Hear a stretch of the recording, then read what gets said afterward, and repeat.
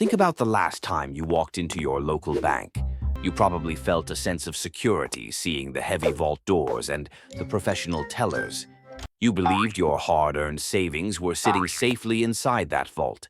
But I have a truth to share that might keep you up tonight.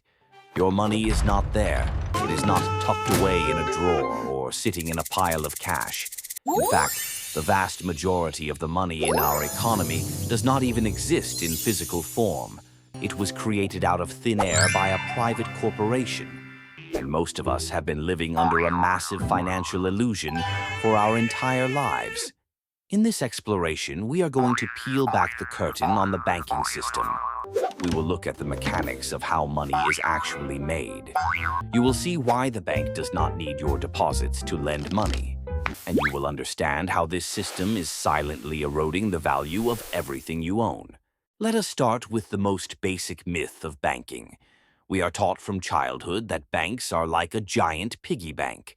The story goes that people deposit their extra cash for a small amount of interest. Then, the bank takes that cash and lends it to someone else for a higher interest rate. The bank keeps the difference as profit. This is called the intermediary model of banking. It sounds logical and it sounds fair. But according to the Bank of England and the Federal Reserve, this model is completely wrong. In the modern world, banks do not lend out existing money. Instead, the act of lending is what creates the money in the first place. Imagine you walk into a bank to get a loan for $100,000. The banker does not go to a vault and pull out $100,000 in cash. They do not check to see if they have enough deposits from other customers to cover you.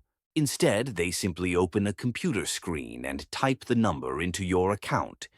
In that exact moment, $100,000 of new money is born. It did not exist a second before you signed that paperwork. The bank has simply created a new deposit in your name. On their balance sheet, they list your loan as an asset because you owe them money, and they list the new deposit as a liability. But for the rest of the world, that digital number functions exactly like cash. You can spend it, transfer it, or use it to buy a home. This is what economists call commercial bank money, and it makes up about 97% of all the money currently in circulation. Only about 3% of our money exists as physical coins and paper bills. The rest is just a series of digital entries on a ledger controlled by private banks. Now, you might have heard of a term called fractional reserve banking. This is the rule that says banks must keep a small percentage of their deposits as a reserve. For a long time, this was 10% in the United States. It gave people a sense of safety, knowing at least some of the money was still there. But something very important happened in March of the year 2020. The Federal Reserve changed the rules.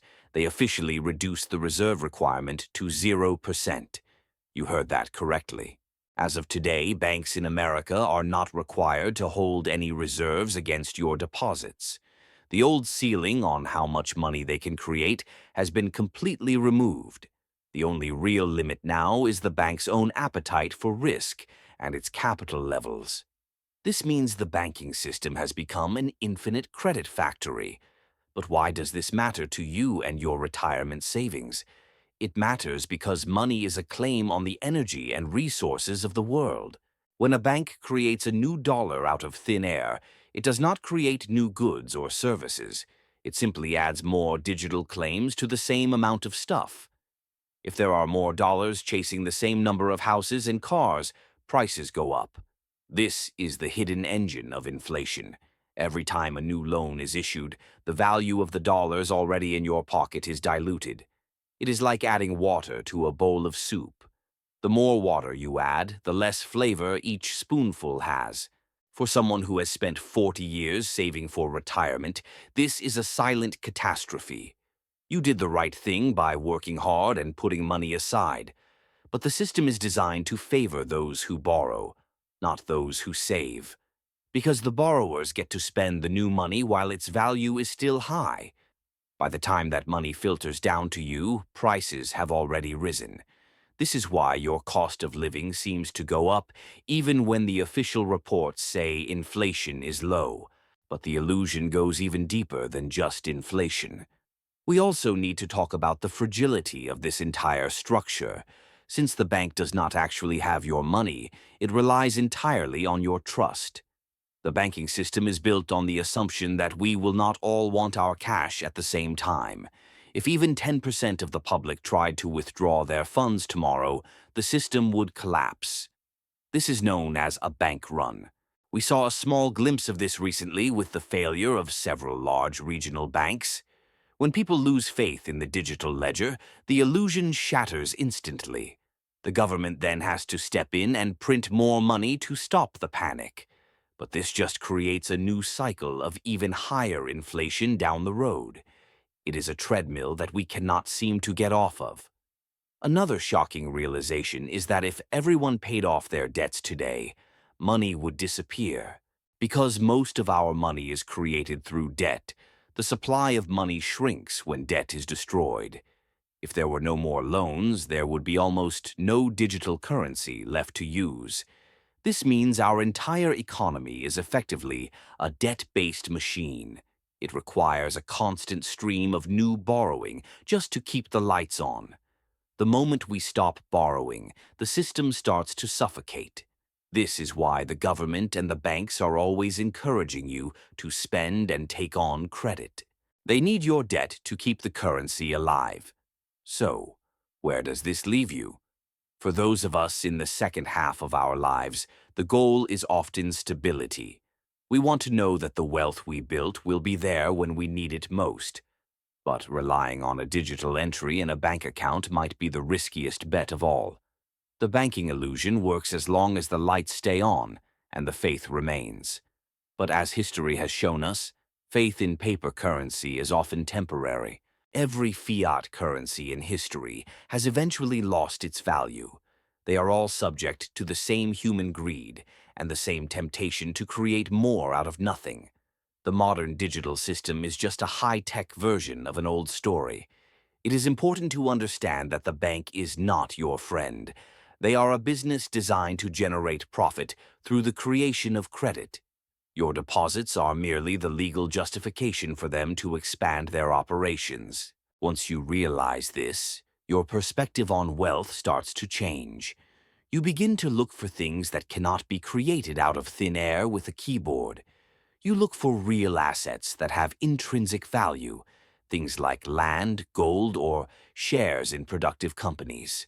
These are the things that the banking illusion cannot easily touch.